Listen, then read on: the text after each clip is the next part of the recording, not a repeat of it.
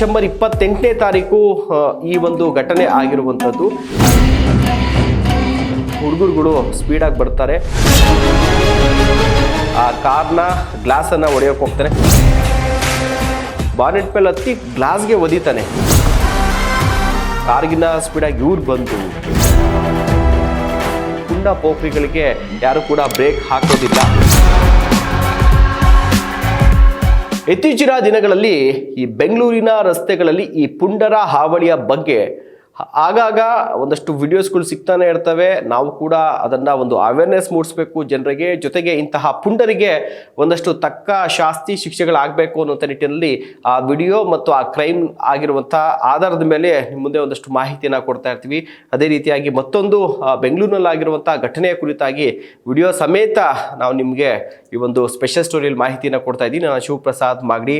ಮೊದಲಿಗೆ ಈ ಒಂದು ವಿಡಿಯೋ ಇತ್ತೀಚೆಗೆ ಅಂದರೆ ನಿನ್ನೆಯಿಂದ ಜಾಸ್ತಿ ಸಾಮಾಜಿಕ ಜಾಲತಾಣದಲ್ಲಿ ವೈರಲ್ ಆಗ್ತಾ ಇರುವಂಥದ್ದು.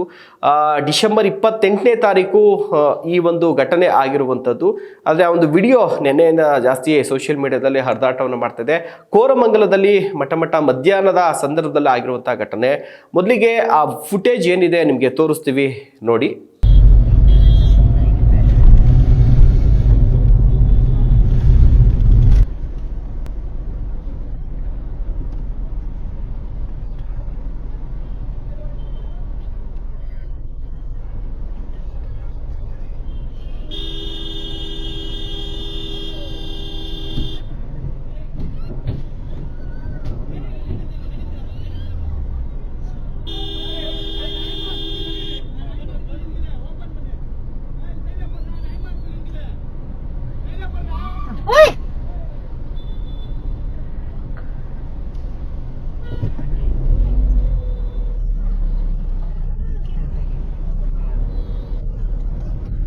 ಸೊ ಇದು ಥರ್ಡ್ ಐ ಡೂಡ್ ಅನ್ನುವಂಥ ಒಂದು ಸೋಷಿಯಲ್ ಮೀಡಿಯಾದಲ್ಲಿ ಒಂದು ಅಕೌಂಟ್ ಇದೆ. ಸೊ ಅವರು ಒಂದು ಕಾರ್ನ ಡ್ಯಾಶ್ ಕ್ಯಾಮ್ರಾದಲ್ಲಿ ಇದು ಸೆರೆ ಆಗಿರುವುದು ಅಥವಾ ಕಾರ್ನಲ್ಲಿ ಕೂತಿದ್ದಂಥ ಸಂದರ್ಭದಲ್ಲಿ ಮೊಬೈಲ್ ವಿಡಿಯೋ ಮಾಡಿದ್ದಾರೆ ಅನಿಸುತ್ತೆ. ಸೊ ಅವರಿಗೆ ಮೊದಲಿಗೆ ಧನ್ಯವಾದವನ್ನು ನಾವು ಹೇಳ್ತೀವಿ. ಸೊ ಇಲ್ಲಿ ಏನಾಗುತ್ತೆ ಅಂದರೆ ಒಂದು ಯೆಲ್ಲೋ ಬೋರ್ಡ್ ಮಾರುತಿ ಸುಜುಕಿ ಕಂಪ್ನಿಗೆ ಸೇರಿರುವಂಥ ಒಂದು ಕಾರ್ ಚಾಲಕ. ಸೊ ಏನಾಗಿರುತ್ತೆ ಅಂತ ಗೊತ್ತಿಲ್ಲ, ಆತ ಸ್ಪೀಡಾಗಿ ಬರ್ತಾನೆ. ಆತನನ್ನು ಚೇಸ್ ಮಾಡಿಕೊಂಡು ಒಂದು ಸ್ಕೂಟ್ರಲ್ಲಿ ಒಂದಿಬ್ಬರು ಹುಡುಗರುಗಳು ಸ್ಪೀಡಾಗಿ ಬರ್ತಾರೆ. ಆತ ತಪ್ಪಿಸ್ಕೊಳಕ್ಕೆ ಎಷ್ಟೋ ಅಂತ ಟ್ರೈ ಮಾಡ್ತಾನೆ. ಸಿಗ್ನಲ್ ಬೀಳುತ್ತೆ. ಸಿಗ್ನಲ್ ಬಿದ್ದಂಥ ಸಮಯದಲ್ಲಿ ಕಾರ್ ನಿಲ್ಲಿಸ್ತಾನೆ. ಆ ಕಾರ್ಗೆ ಪಕ್ಕದಲ್ಲೇ ಬಂದು ಸ್ಪೀಡಾಗಿ ನಿಲ್ಲಿಸಿದಂಥ ಟೂ ವೀಲರಲ್ಲಿ ನಿಲ್ಲಿಸಿದ ತಕ್ಷಣ ಟೂ ವೀಲರ್ ಹಿಂದೆಗಡೆ ಇದ್ದಂಥ ಒಬ್ಬ ಹುಡುಗ ಜಂಪ್ ಮಾಡ್ತಾನೆ. ಮತ್ತು ಆತನು ಕೂಡ ಟೂ ವೀಲರ್ ನಿಲ್ಲಿಸಿ ಬಂದು ಆ ಕಾರ್ನ ಗ್ಲಾಸನ್ನು ಹೊಡೆಯೋಕೆ ಹೋಗ್ತಾನೆ. ಕಾರ್ನ ಡೋರ್ನ ತೆಗೆದು ಆ ಡ್ರೈವರ್ ಮೇಲೆ ಹಲ್ಲೆ ಮಾಡೋದಕ್ಕೆ ಅಂತ ಹೋಗ್ತಾನೆ.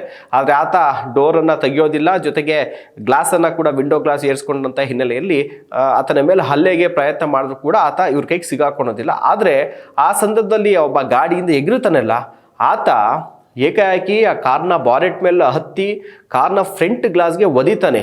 ಅಂದರೆ ಬಾನೆಟ್ ಮೇಲೆ ಹತ್ತಿ ಗ್ಲಾಸ್ಗೆ ಒದಿತಾನೆ. ಒದ್ಬಿಟ್ಟು ಅಟ್ಲೀಸ್ಟ್ ಆ ಗ್ಲಾಸ್ ಹೊಡೆದಾರು ಸರಿ ಅವನ ಮೇಲೆ ಹಲ್ಲೆ ಮಾಡಬೇಕು, ಕಾರ್ ಒಳಗಡೆ ಹೋಗಬೇಕು ಅಂತ ಹೇಳ್ಬಿಟ್ಟು ಅಷ್ಟರೊಳಗಡೆ ಆತ ಏನು ಮಾಡ್ತಾನೆ, ಸಿಗ್ನಲ್ ಕೂಡ ಮೂವ್ ಆಗುತ್ತೆ. ಕಾರ್ ಚಾಲಕ ಕಾರ್ನ ರೈಟಿಗೆ ಹೇಳ್ಕೊಂಡು ಗಾಬರಿನಲ್ಲಿ ಸ್ಪೀಡಾಗಿ ಹೋಗ್ತಾನೆ.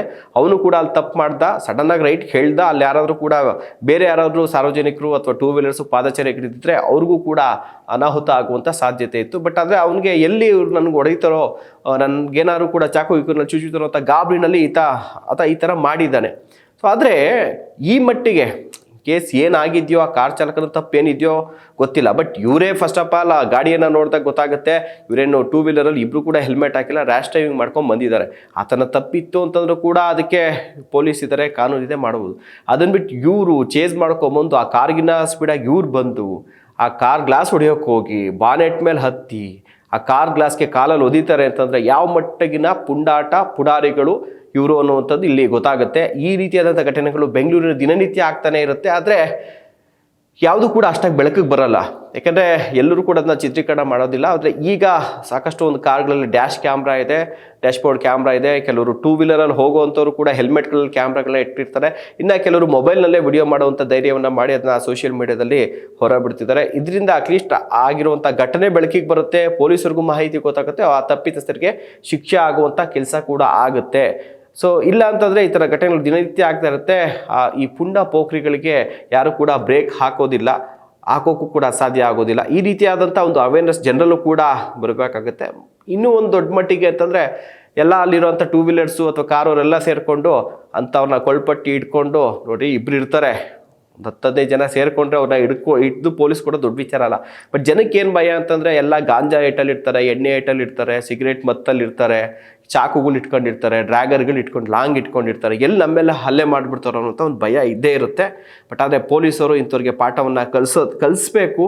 ಸಾರ್ವಜನಿಕವಾಗಿ ಇಂಥವ್ರಿಗೆ ಪಾಠವನ್ನು ಕಲಿಸ್ದಾಗಲಷ್ಟೇ ಇಂಥವ್ರು ಬುದ್ಧಿ ಕಲಿಯೋದಕ್ಕೆ ಸಾಧ್ಯ ಅಂತ ಹೇಳ್ತಾ, ನೀವು ಕೂಡ ಈ ರೀತಿಯಾಗಿ ಎಲ್ಲರೂ ಕೂಡ ಘಟನೆಗಳನ್ನ ನೋಡಿರ್ತೀರಿ, ನಿಮ್ಮ ಗಮನಕ್ಕೆ ಬಂದಿರುತ್ತೆ. ಬಟ್ ಅದೆಲ್ಲೂ ಕೂಡ ವಿಡಿಯೋ ಚಿತ್ರೀಕರಣ ಆಗಿರೋದಿಲ್ಲ. ಸಾಧ್ಯ ಆದರೆ ನೀವು ಕೂಡ ಒಂದಷ್ಟು ಈ ರೀತಿ ಘಟನೆ ಆದಂಥ ಸಂದರ್ಭ ಒಂದು ಸ್ವಲ್ಪ ಧೈರ್ಯ ಮಾಡಿ ಒಂದಷ್ಟು ಕೇಳುವಂಥದ್ದು ಅಥವಾ ಅಟ್ಲೀಸ್ಟ್ ಒಂಚೂರು ಮೊಬೈಲ್ ಫುಟೇಜ್ ಆದರೂ ತೆಗೆದು ಸೋಷಿಯಲ್ ಮೀಡಿಯಾದಲ್ಲಿ ಬಿಟ್ಟರೆ ಇಂಥವ್ರಿಗೆ ಶಿಕ್ಷೆ ಕೊಡಿಸುವಂಥ ನಿಟ್ಟಿನಲ್ಲಿ ಇಂತಹ ಒಂದು ಘಟನೆ ಕುರಿತಾಗಿ ಒಂದು ವರದಿ ಮಾಡೋದಕ್ಕೂ ಕೂಡ ನಮಗೂ ಕೂಡ ಅನುಕೂಲ ಆಗುತ್ತೆ ಅಂತ ಹೇಳ್ತಾ ಕಾರ್ಯಕ್ರಮ ಮುಗಿಸ್ತಾ ಇದ್ದೀವಿ. ನಮಸ್ಕಾರ.